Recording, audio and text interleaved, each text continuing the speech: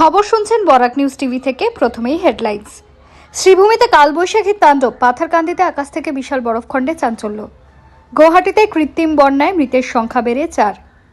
কেরলে বাজি কারখানায় বিস্ফোরণ, মৃত অন্তত 13। খানক্ষেতে ছড়িয়ে রয়েছে দেহাংশ, শোক প্রকাশ মোদির।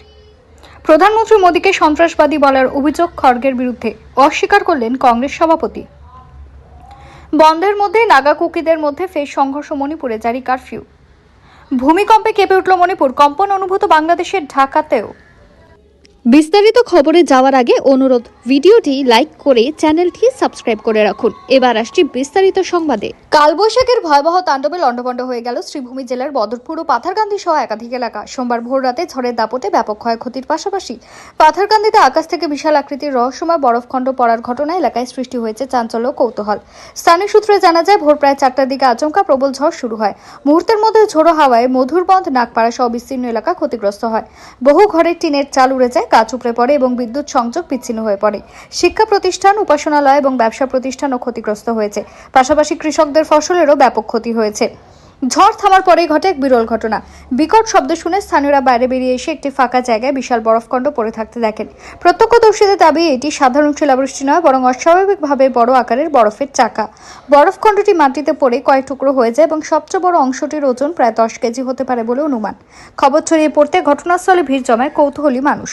কৃত্রিম বন্যার জেরে শহরে এখনো পর্যন্ত 4 জনের মৃত্যুর খবর পাওয়া গিয়েছে। মালিগাঁও, সাউকুচি, জ্যোতিকুচিতে মৃতদেহ উদ্ধারের পর এবার পামহির লাচিতগড় এলাকা থেকেও আরও একটি দেহ উদ্ধার করা হয়েছে। ঘটনাস্থলে পৌঁছেছে গড়চুক থানার পুলিশ সহ ডেপুটি পুলিশ কমিশনার।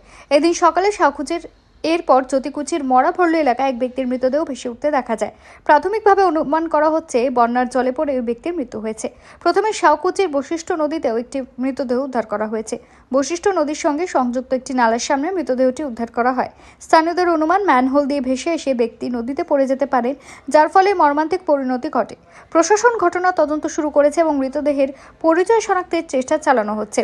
অন্যদিকে রবিবার মালিগাঁওয়ের একটি উন্মুক্ত নালায় পড়ে মারা যাওয়ায় মহিলার পরিচয় পায়েলনাথ বলে নিশ্চিত করা হয়েছে।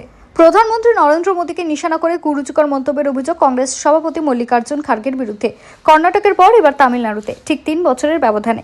তামিলনাড়ুর বিধানসভা ভোটের প্রচারে গিয়ে মঙ্গলবার একটি সাংবাদিক বৈঠক করেন খার্গে। অভিযোগ, সেখানে তিনি প্রধানমন্ত্রী মোদীকে সন্ত্রাসবাদী বলে চিহ্নিত করেন। এরপর এক সাংবাদিক প্রশ্ন তুললে কংগ্রেসের সর্বভারতীয় সভাপতি বলেন, আমি বলতে চেয়েছি, প্রধানমন্ত্রী দেশের সাধারণ মানুষ এবং রাজনৈতিক দলগুলোকে আতঙ্কিত করছেন। আমি প্রধানমন্ত্রীকে সন্ত্রাসবাদী বলিনি। যদিও ভোট প্রচারের শেষ দিন খার্গের মন্তব্যকে হাতিয়ার করে সুযোগের সদ্ব্যবহারে ময়দানে নেমে পড়েছে বিজেপি। কংগ্রেসকে শহুরে নকশালদের দল বলেছে তারা। মঙ্গলবার সাংবাদিক বৈঠকে তামিলনাড়ুর ভোটে বিজেপির সহযোগী এডিএমকেও তীব্র ভাষায় আক্রমণ করেন তিনি বলেন, এই এডিএমকে লোকেরা যারা দ্রাবিড় আন্দোলনের নেতা আন্নাদুরাইয়ের ছবি ব্যবহার করেন, তারা কিভাবে মোদীর সঙ্গে যোগ দিতে পারেন?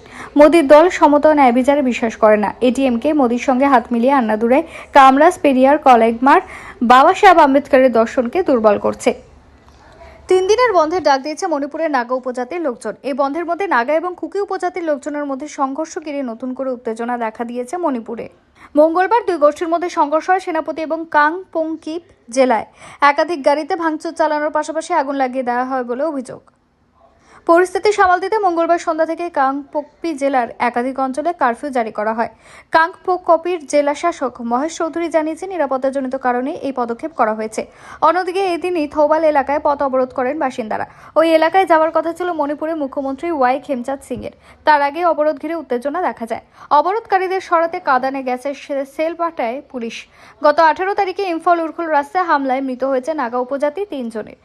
কুকি উপজাতির লোকজন ওই হামলা চালায় বলে অভিযোগ নাগা সংগঠনের। ওই হামলার প্রতিবাদ জানিয়ে 3 দিনের বন্ধের ডাক দিয়েছে ইউনাইটেড নাগা কাউন্সিল। সোমবার রাত থেকেই শুরু হয়েছে অবরোধ। মঙ্গলবার সকালে অবরোধ তুলতে যায় নিরাপত্তা বাহিনীর লোকজন। সে সময় নাগা এবং কুকিদের মধ্যে সংঘর্ষ শুরু হয়। শিশু মৃত্যুতে উত্তপ্ত মণিপুরে এবার ভূমিকম্পের আতঙ্ক। মঙ্গলবার ভোর রাতে মৃদু ভূমিকম্পে কেঁপে উঠল মণিপুর। রিক্টার স্কেলে কম্পনের মাত্রা ছিল 5.2। কম্পন অনুভূত হয় অসমের গৌহাটিতেও। উত্তর পূর্বের অন্যান্য রাজ্য কম্পন অনুভূত হয়েছে বলে খবর। এমনকি কম্পন অনুভূত হয়েছে বাংলাদেশের রাজধানী Dhaka. National centre for seismology সূত্রের খবর, মঙ্গলবার ভারতীয় সময় ভোর 5:59 মণিপুরে হয় এই ভূমিকম্প। মাটির প্রায় 62 কিলোমিটার গভীরে ছিল ভূমিকম্পের কেন্দ্র। ভূমিকম্পের এপিসেন্টার ছিল মণিপুরের কামজং এলাকা। মণিপুরে হওয়া ভূমিকম্প অনুভূত হয়েছে গৌহাটি ও আশেপাশের এলাকাতেও। ভূমিকম্পের কম্পন শুধু গৌহাটি নয়, উত্তর পূর্ব ভারতের আরও বেশ কয়েকটি এলাকায় অনুভূত হয়। কম্পন টের পাওয়া গিয়েছে নাগাল্যান্ড, আসাম ও মেঘালয়। তার জেরে উত্তর পূর্ব ভারতের ওইসব রাজ্যের বাসিন্দারা আতঙ্কিত হয়ে বাড়িঘর ছেড়ে রাস্তায় নেমে আসেন। তবে এখনও কোনো জেলা থেকে ক্ষয়ক্ষতির খবর মেলেনি। বাংলাদেশের ঢাকা ও তার পার্শ্ববর্তী অঞ্চলেও ভূমিকম্পের কারণে আতঙ্ক ছড়ালেও ক্ষয়ক্ষতির কোনো খবর মেলেনি। মাঝারি মাত্রার ভূমিকম্প হওয়ায় আফটার শকের সম্ভাবনাও নেই বলে জানিয়েছেন বিশেষজ্ঞরা। কেরলে আতশবাজি কারখানায় বিস্ফোরণের ঘটনা অন্তত 13 জনের মৃত্যুর খবর মিলেছে। মঙ্গলবার দুপুরে থালাপ্পিলির মুন্ডাথিকোড্ডুর এক গোদামে বিস্ফোরণের ঘটনা ঘটে। বিস্ফোরণের ফলে দ্রুত আগুন ছড়িয়ে পড়ে। জানা গিয়েছে ত্রিশূরের পুরম উৎসবের জন্য গোদামে আতশবাজি মজুদ ছিল। স্থানীয় সংবাদ মাধ্যম সূত্রে খবর, পুরম উৎসবের আয়োজনের দায়িত্বে রয়েছে দুই প্রধান গোষ্ঠী। তার মধ্যে অন্যতম থিরুভাম্বাদি দেবস্বম। তারা উৎসবের জন্য আতশবাজি তৈরির দায়িত্ব পেয়েছিল। জানা গিয়েছে মঙ্গলবারের বিস্ফোরণের ঘটনা অনেকে আহত হয়েছেন। তাদের মধ্যে অধিকাংশ ওই থিরুভাম্বাদি দেবস্বমের কর্মী। খবর পাওয়া মাত্রই ঘটনাস্থলে পৌঁছায় দমকল বাহিনী। নিকটবর্তী হাসপাতাল থেকে পাঠানো হয় অ্যাম্বুলেন্সও। আহতদের উদ্ধার করে ত্রিশূর মেডিকেল কলেজ সহ অন্য হাসপাতালে পাঠানো হয়। তাদের মধ্যে কয়েকজনের অবস্থা আশঙ্কাজনক। দমকলের এক কর্তা বলেন, বিকেল 3:30 নাগাদ বিস্ফোরণের খবর পাই। ওই বাজি কারখানাটি একটি ধান ক্ষেতের উপরে ছিল। তবে বিস্ফোরণের অভিঘাত অনেকটাই ছিল। আমাদের ওই এলাকায় পৌঁছতে বেগ পেতে হয়। কী কারণে বিস্ফোরণ ঘটল তা এখনো পর্যন্ত স্পষ্ট নয়। বিস্ফোরণের জেরে অনেক দেহাংশ ছড়িয়ে ছিটিয়ে পড়েছে ধান খেতে। মৃতদের মধ্যে সকলের পরিচয় এখনো পর্যন্ত জানা যায়নি বলে খবর পুলিশ সূত্রে।